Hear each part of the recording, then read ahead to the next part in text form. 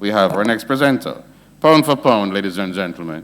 He's one of the best, and this is not a reflection on his physique, most rounded economist in the country.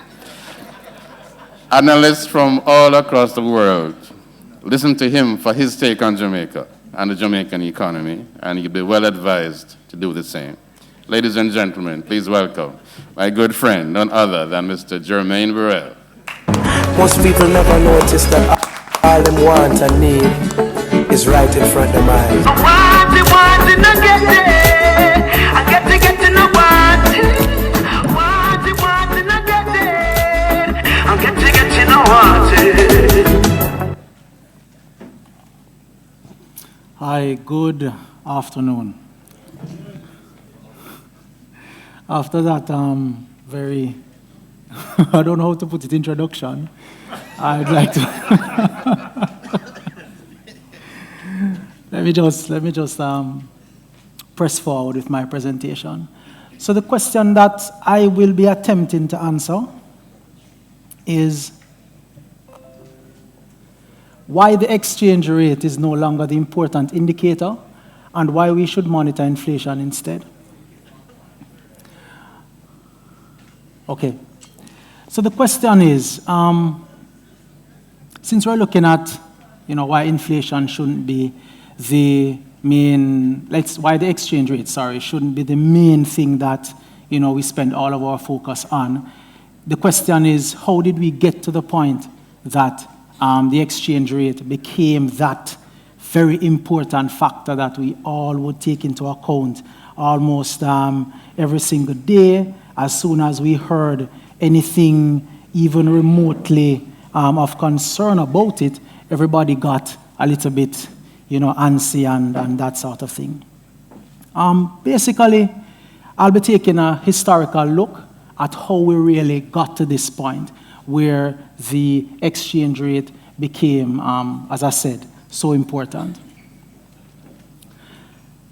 Our country started off in the 1960s, 70s with a relatively well-behaved exchange rate. We were at a point where the Jamaican dollar to the USD, you actually needed, it was less than 1-to-1, meaning that you actually had a situation where you needed more US dollars to actually purchase a Jamaican dollar. That's how we started out. We started out being a relatively, strong economy, etc. As the years went by, we had different shocks. We had the shock in the 1970s of the oil price shocks. We had different issues in terms of liberalization. We had both the IMF, structural adjustment, etc., that did lead to some volatility, but what happened is that we had a one-off devaluation and then things sort of settled down back. We got into the 1980s, from about 85 to 89, where we had a fixed exchange rate system. What we had during that time was, there was legislation in support of the fixed exchange rate approach. We also had a situation where you had a currency board. There was a situation as well where, based on the fixed exchange rate regime, we actually had a situation where you had to apply for the FX that you really needed in advance of the time. So that was a structure and that was a paradigm which existed, which was similar to a number of countries during that time.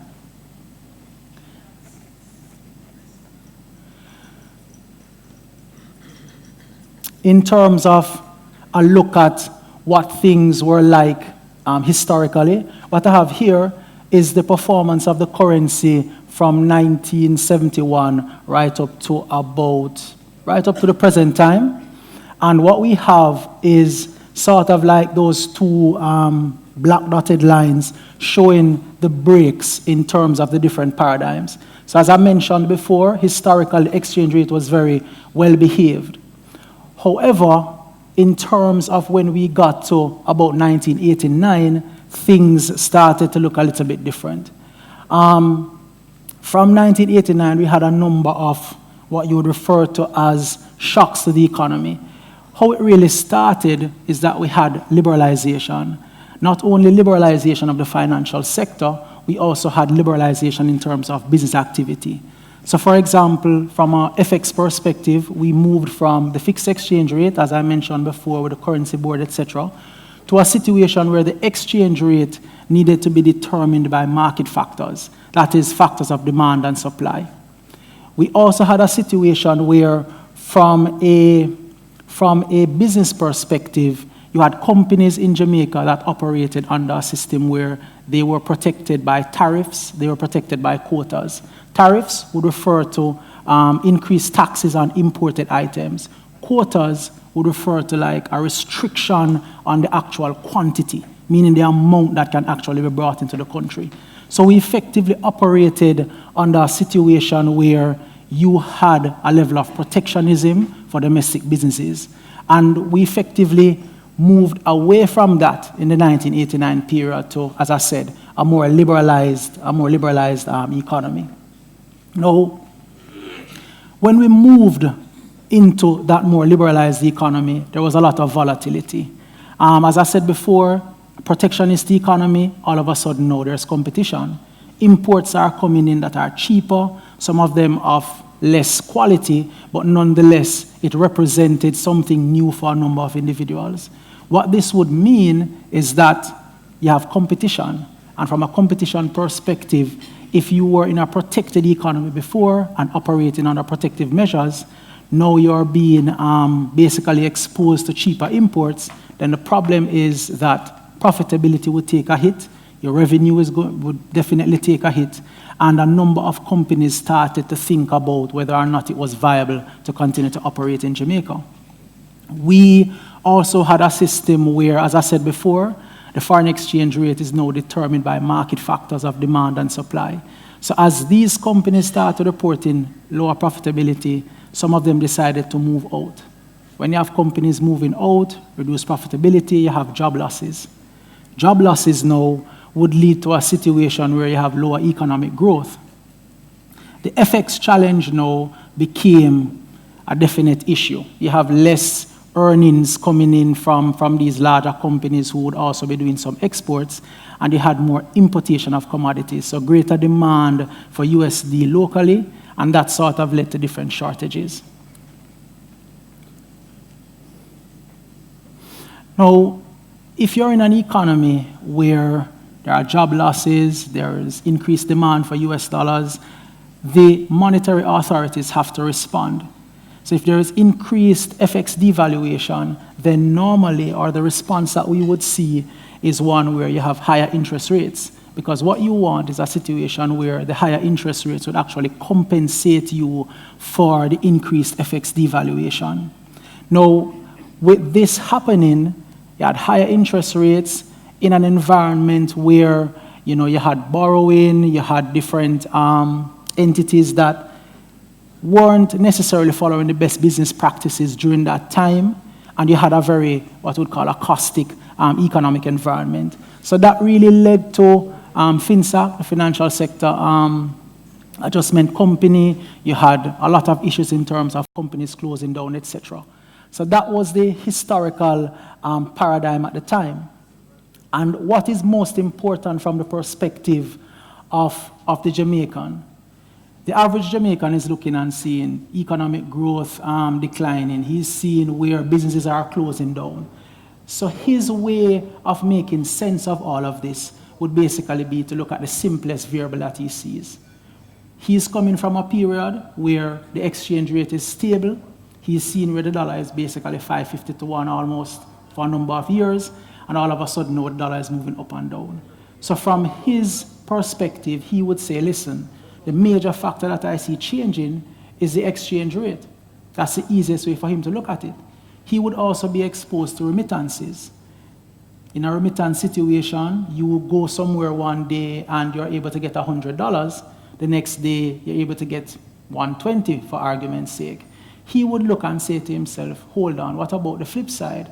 If he was purchasing something for $10 yesterday and it's an imported commodity, it would cost maybe $12, $13 the other day. So for him, the FX movement represented his sort of simple way of making sense of all that was happening. So for the average individual, the FX became a very, very important thing for him in terms of making sense of all that was happening.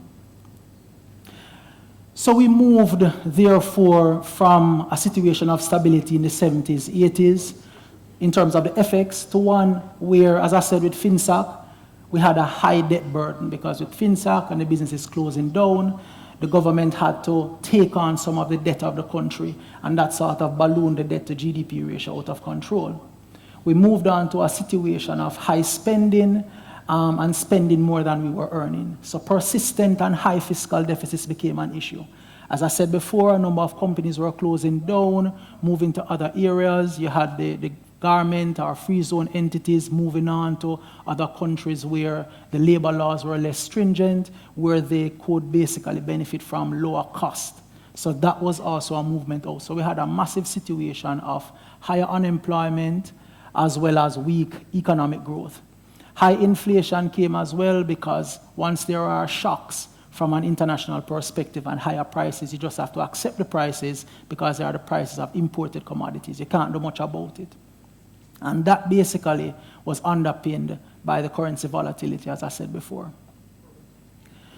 Now, we would then have seen a situation where currency devaluation is something that persons just look at to say, okay, volatility in the economy is a reason for the FX behaving the way that it was. But what really represents the underlying reason for currency devaluation? And we use a technical term, I hope it's not too rigid, but it's referred to as the current account. And the current account measures our transactions, that is the transactions in Jamaica, between ourselves and the rest of the world, including our major trading partner.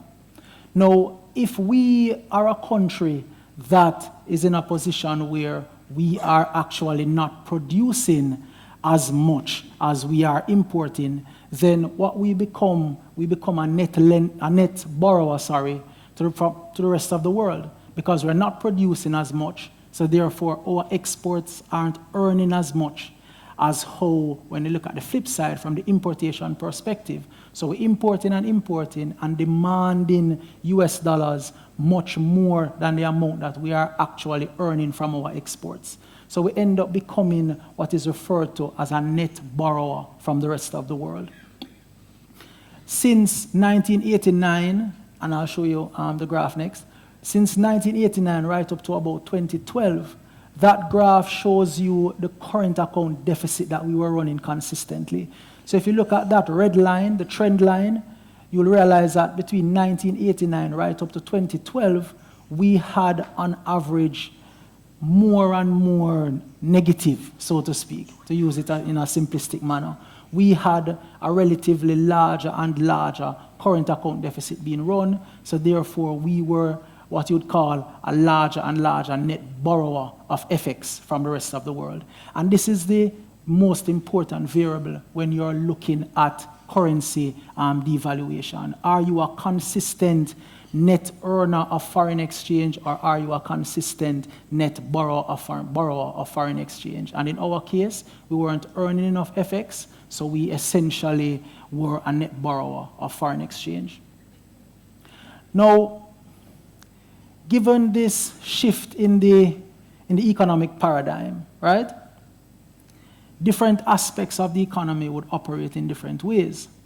So in particular, how the FX market, how the local financial markets would respond is that they would say, well, given this level of volatility and given the fact that we aren't earning enough US dollar flows, then they begin to question whether or not holding Jamaican assets would represent a proper storage of long-term value. That is, should you hold a Jamaican dollar-denominated asset or a Jamaican bond, a Jamaican stock or whatever Jamaican asset, would it represent something that was of long-term value? Now, this question became no, right? And essentially what began to happen is that whatever negative change occurred on the economic side, the exchange rate would basically feel the brunt of that pressure. So for example, Let's say that the government announced that the fiscal deficit that they were targeting for the year was going to come out wider than it actually was budgeted for. Then you have a situation where the dollar begins to devalue, because what persons are saying is that there is a greater risk now associated with operating in Jamaica or holding Jamaican assets. If you had a weather-related shock, you had adverse rainfall and the roads were destroyed or the infrastructure of the country came under pressure, then you would basically conclude that there would have to be greater spending on the government side. And if there is greater spending, then the fiscal deficit would widen. The deficit increases on an annual basis by the size, the debt, increases by the size of the fiscal deficit. So therefore, your assumption is that the debt is going to increase at some later point. So as soon as any of this occurred, any kind of shock, whether it be fiscal, weather-related, whether it be something that came from some external happening in the United States, the dollar would basically face that pressure. Now, if the dollar is coming under pressure like that, right, for every single change that occurs, in our opinion, the dollar basically became sort of the barometer, right, or the measure of the performance of the economy. So what would happen is that there was a shock. The government, the monetary authorities, the central bank, would basically observe what was happening for a while. If the shock was very severe, then there had to be some kind of response from a monetary policy perspective. Either they would have what we call moral suasion, which is to call in the members of the market to have a discussion to find out what was going on, or if the shock in terms of the devaluation of the currency was something that occurred for a long time, then they may respond with higher interest rates to improve the competitiveness of the Jamaican dollar asset. Or they could issue instruments in an attempt to mop up the excess J dollar liquidity, again at attractive interest rates. So what was happening is that every movement or every adverse effect on the Jamaican economy, you had a situation where it could be traced back to some kind of negative impact on the fiscal or the budget, and therefore by extension a negative effect from on the exchange rate. Now, in terms of how the markets would operate, now this is a basic equation just to expand on, how the financial markets viewed the performance, right? Whatever the rate was, that was a prevailing rate on the Jamaican dollar instrument. If there was FX devaluation, right, or there was some kind of adverse, activity or higher interest rates, whether it be on the international capital markets, etc., what would happen is that there would be devaluation until the domestic interest rates would adjust to compensate for that perceived risk that Jamaicans felt that they were facing. Now, the exchange rate, therefore, would represent sort of like that barometer, that measure that would show the pass-through effect to the rest of our economy. And as I said before, it would be something that, depending on its severity, the monetary authorities would respond. Now, another paradigm shift. As I showed you guys before, we moved from the 70s, 80s into 1989 and up to about 2012 when we had the volatility. But since then, we have had some significant improvements in terms of how the economy now operates. If you look at that little line that I have right after 2013 going into 2014, if you look at 2010 as well, you look at GDP growth, that was negative. You look at inflation, it was up there, it was 11%. The unemployment rate was at 12%. The debt to GDP ratio was way up, 140. And the current account deficit, again, almost -8. The fiscal deficit, we had a fiscal deficit of of 10, almost 11%. And interest rates were also up at about 7% based on the 6-month T-bill average yield. NIR, basically around the 2 billion mark. But if you move beyond that now to 2014, the first thing that you begin to see is that where you see that fiscal deficit is, you realize that the deficit now has moved from a deficit of minus 10.9 or almost 11% to almost a marginal surplus. Now, what the fiscal deficit really means, is just a measure how much government is spending compared to how much it is earning. When there's a deficit, it means that they are spending way more than they are earning. But when it becomes a surplus, it means that they have either started to control their spending to bring it down to the point now that the amount that they are earning is marginally above the amount that they are spending. And this is a simple fact in everybody's life. You can't spend more than you're earning, right? Or if you want to spend more, then you have to be earning more. So at that marginal surplus of 0.1, you start to realize that having done that, the rest of the variables in the economy now began to slowly adjust. Once you began to run that marginal surplus, you see where the debt to GDP ratio now moved from 141 in 2010 down to 137. And you say, okay, the debt is going down. The deficits now became smaller and smaller going into 2018. You see where you only have minus 0.5, minus 0.2, etc. All the other variables in the economy then responded positively. We see where interest rates came down. So from 7.48 in 2010, it's down to about 2% in 2018. Net international reserves from about 2 billion in 2010 to 2018, it's up to 3 billion. And this story basically goes on. So what led to the paradigm shift, so to speak, at that point, is that the government decided that, okay, based on the pressures that it was facing, the fact that it had its back against the wall, something had to be done. We could not continue as a country spending the way that we were spending and running deficits and running up the debt. We basically would get to a point where we would not be able to pay for everything that we needed as a country. Sorry, let me go back. All right, there we are. So as I was saying before, paradigm 1, stable, very, very stable exchange rate. Paradigm 2, we had a lot of shocks. But paradigm 3, where we are over there, you realize that now the exchange rate seems to be moving up and down, up and down. You don't have that situation in paradigm 2 where it's just going in one direction. All right, one of the other major positives. So we did our part from a fiscal perspective in terms of maintaining, how we were spending, etc. But we also got some help from the international markets. One of the things that led to the greatest demand for US dollar flows is oil prices. We need oil to do everything in Jamaica, and unfortunately, we don't produce oil. We are not endowed or blessed with oil. So what you realize is that because we use oil for almost everything from GPS to driving cars to everything that you can basically think of, oil prices are very important for us.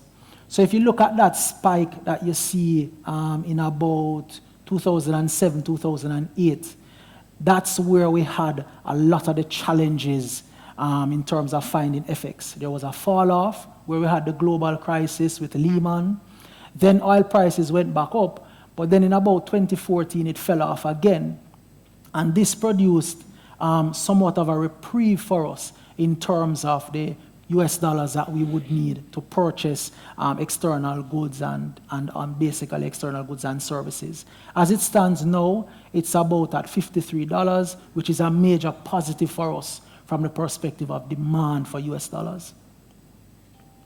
Now, in terms of the pass-through effect of currency devaluation, there are some conflicting reports, meaning that some persons are suggesting that in terms of FX devaluation, there's about a 40% pass-through from the FX devaluation onto inflation.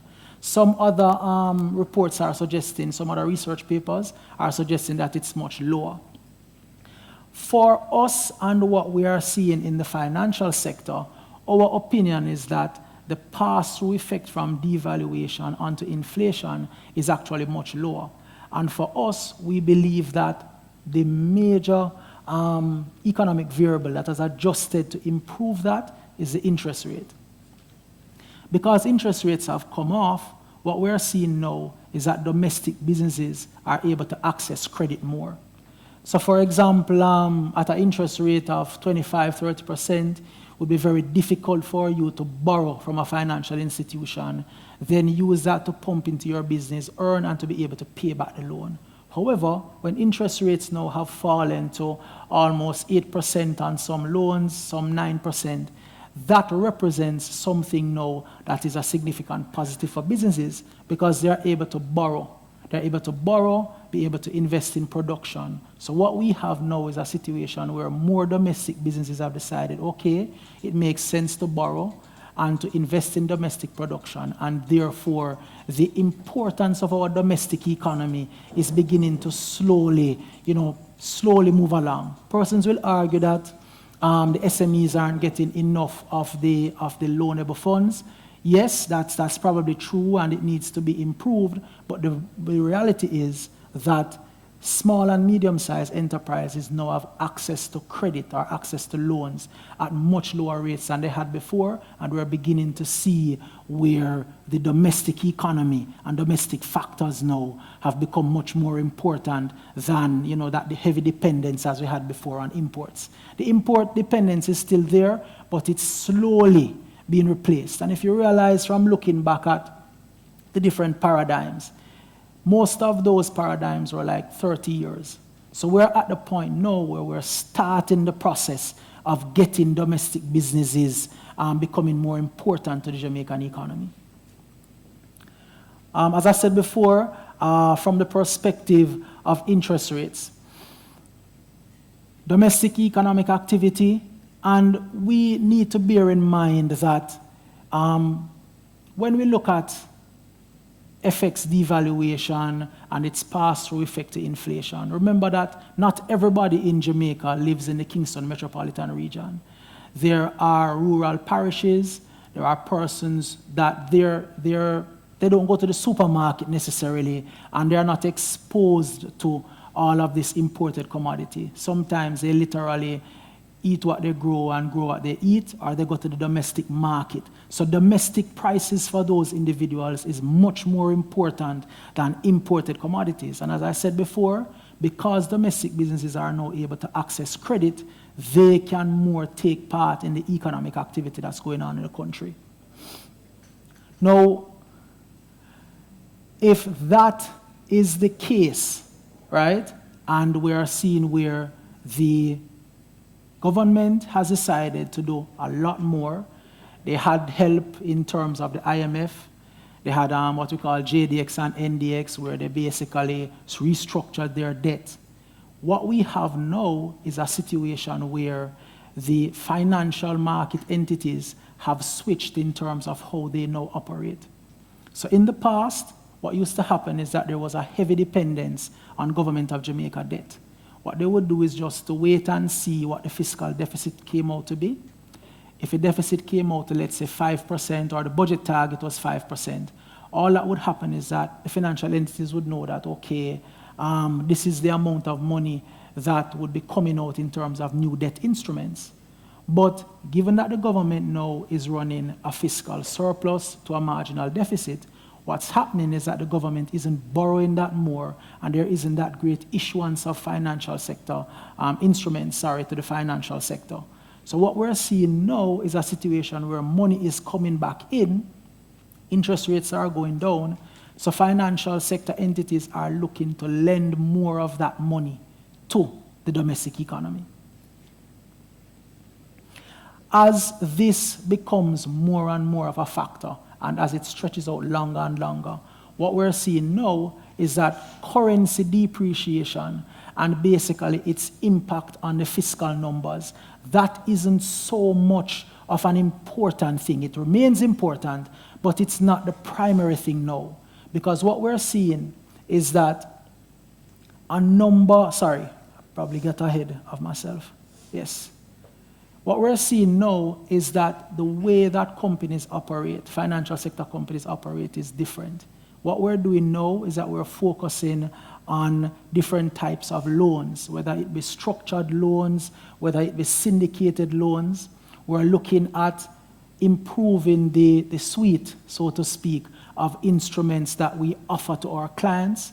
We are focusing a lot more now on bundling products. So for example, if you go into a financial institution, they'll sell you they'll give you a loan, but they'll give something with you like a savings product with it. They'll give you an insurance component. They'll give you something else in terms of maybe housing insurance. Everything changes. We want to sell you basically as much as we can because we are now pushing more into the loan business because we know that, depending on the government of Jamaica in terms of the financial instruments, that's not happening anymore. So with that shift, what we're seeing now is that FX devaluation is not as important as it used to be, right? We are no longer so massively concerned about the movement of the currency. And as I said before, from the tables that I had, all of the economic variables have improved, and in particular, the variable that we watch in terms of currency, that would be like an indicator of currency devaluation, is a current account deficit. The current account deficit was as high as about minus 17% or minus 14% in years gone by. But now the current account deficit has come down to about between 4 and 5%, and sometimes even lower in some years. So if the current account deficit, which measures really the amount of net borrowing that we have to do from the rest of the world, if that amount is coming down, then it is suggesting that there is no, from a fundamental perspective, there is no shortage of US dollars in the economy. The currency will continue to move, in Jamaican economy, the currency will continue to move because on a day-to-day basis, as with everything, there will be increased demand. And remember that Jamaican entities have come out of the rough spot that we had when we had JDX and NDX. And a lot of the companies now have rebounded and they're doing very well in terms of profitability. If you listen to the news, the number of companies that are now being listed on the stock exchange, we had the best performing stock exchange in the world, I think maybe for about 2 years straight. So what is happening is that there's increased economic activity. So Jamaican businesses are making money, and because they are making money, they are looking for opportunities. So for example, let's look at a country in the Caribbean like Barbados. They are at a different stage in terms of their recovery cycle. That is, they still have not completed their whole debt restructuring that Jamaica did before with JDX and NDX. So their economy isn't on the path of rebound as yet. Companies in Jamaica, they have seen that. And for us, we're saying, okay, maybe there is opportunity to pick up different assets in different parts of the Caribbean. How are we going to pick up those assets? We have to get US dollars.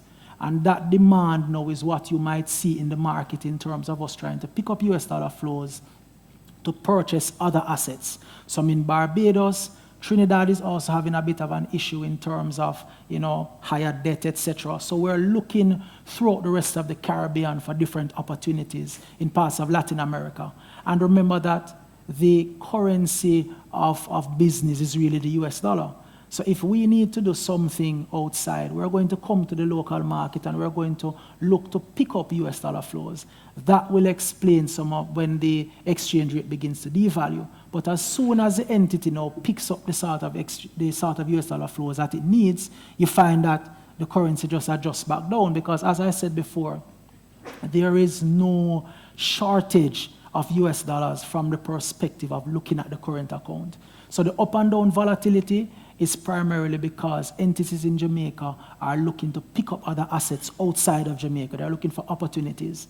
This is something that's relatively new to Jamaica. So normally it would be a situation where everybody else from outside would be looking into Jamaica for opportunities. So businesses from overseas will be coming in to buy Jamaican assets that they can pick up cheap.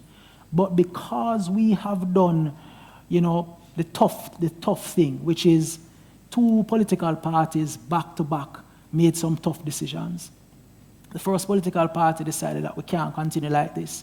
And the one that won the election right after continued along the same path. So what we had was policy continuity for the first in a long time. The two parties basically following the same path, with the support and the guidance of the IMF, as well as with the support and the guidance of the domestic private sector that said that, listen, we can't continue like this. So that policy continuity has led us to a point now where the companies have rebound, the companies are doing well, and companies in Jamaica are looking to pick up US dollars so that they can look to make purchases outside of Jamaica and to pick up other assets. And that, to me, explains a lot of the volatility. The exchange rate will go up, the exchange rate will adjust. That's the new paradigm that we're facing now. But the reality is that in terms of us being overly concerned about the exchange rate, we are not as concerned from a financial market perspective. There have been some questions being brought up over the last couple of months. Some persons have suggested, why not go back to a fixed exchange rate so that, it's easier. We just know what the exchange rate is on a day-to-day basis. There are a couple of reasons as to why we don't necessarily agree with that approach. The first thing is, if you set a fixed exchange rate, what you're saying is that, let's say you fix it at 5 Jamaican to 1 US dollars, as it was back in the 1980s. You operate now in a different economic paradigm, a more open global economy. So you have to be careful how you make a decision like that. Because if you look at other countries that follow a fixed exchange rate regime, the first thing that happens is that once you decide to take on a fixed exchange rate regime, there's a problem in terms of getting US dollars out of that country. So think about a situation where a fixed exchange rate is announced.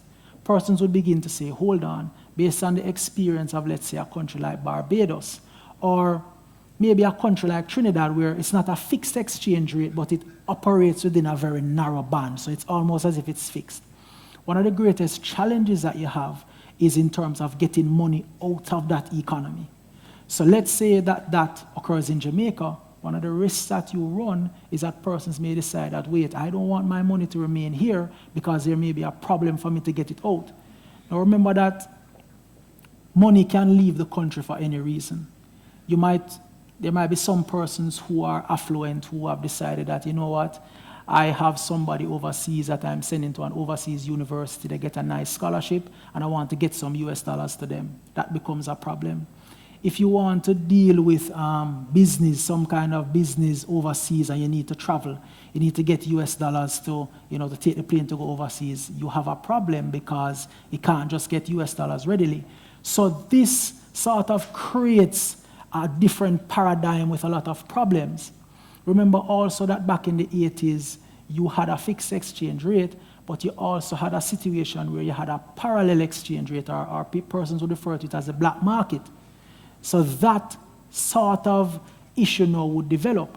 And in Jamaica, we already have a crime problem. We don't need a black market, parallel market to increase that crime problem, so to speak. So that becomes another issue.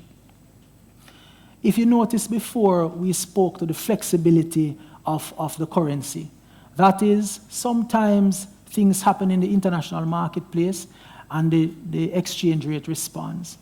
Sometimes persons respond in an incorrect manner to external shocks.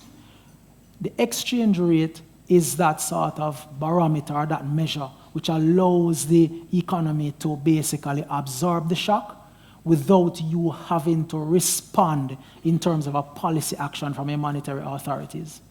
But if you go to a fixed exchange rate regime, where you have to have the exchange rate in one place at all times, as soon as a shock comes, the only policy tool that's available to you is an adjustment in interest rates. So you have to adjust interest rates today.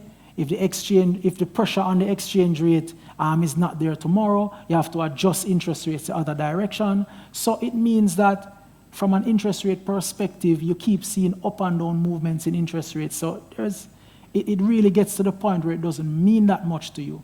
So from the perspective of monetary policy doesn't have the effect that you would want it to have. This represents some of the reasons why we're saying that at this time a fixed exchange rate is not necessarily the best approach. The other thing is this. What we have learned in the past is that when you make any kind of paradigm shift, especially as it relates to how the economy will operate from an FX perspective, you need a lot of net international reserves. If it's a fixed exchange rate, you need a lot of NIR to be able to defend the fixed exchange rate. So if we go back to that point, we have to remember that the NIR and the US dollar flows represent a cost to the country, because we would have to be identifying US dollar flows in order to continue to sell to the market to defend that fixed exchange rate peg. So there's a cost. In the past, the rough cost was about $25 billion for each fiscal year. So we have to be careful how we make certain choices. And as I said before, one of the challenges is that when you go back to a fixed exchange rate regime, if you look at the experiences of other countries, when there is severe economic volatility, there's a problem getting US dollars out of the country. And if that becomes an issue, everybody else would get to the point now where we begin to complain. So effectively, that's really my opinion on the fixed exchange rate. Just to say, and just to kind of sum up, that the exchange rate remains something that is important, just like any other economic variable.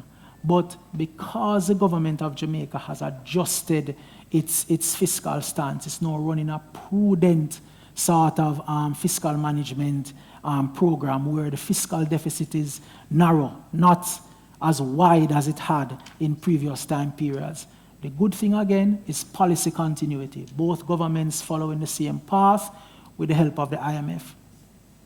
The other thing is that the current account deficit has narrowed, meaning that yes, we probably are still a net borrower of FX, but the amount that we need to borrow from the rest of the world is much smaller than it was in previous years. This has led to a level of stability in the Jamaican economy, and what we really need is for that policy continuity to stretch on. Each paradigm that we had, we realized that there are policy changes, and it happened for about 30 years. What we need now is to move to this new paradigm where we have policy continuity and prudent fiscal management for at least the next 30 years, so that we begin to see the real benefits of prudent fiscal policy. And one of the things that we want to point to, prudent fiscal policy is not just something that we talk about and you see where the fiscal deficit is coming down and all that. One of the things that has happened is that in Jamaica, we are now able to spend more. When I say we, I mean the government. The government is able to spend more, especially from the capital budget perspective, on a lot of other things without blowing the deficit out of control. That is, without us having to have a situation where the debt is getting out of control. So prudent fiscal management, we are already beginning to see the fruits of it in terms of the capital budget, and this is something that as a country we need to be aware of, so that you now begin to demand more from your leadership, because more room is there and more money is available to be spent. Not that you want them to spend it in any haphazard manner as they wish, but certain important things like your hospitals, etc., there is room for improvement, especially if they continue to manage deficit in a very tight and contained manner for the next couple of years. All right. Thank you very much for your time.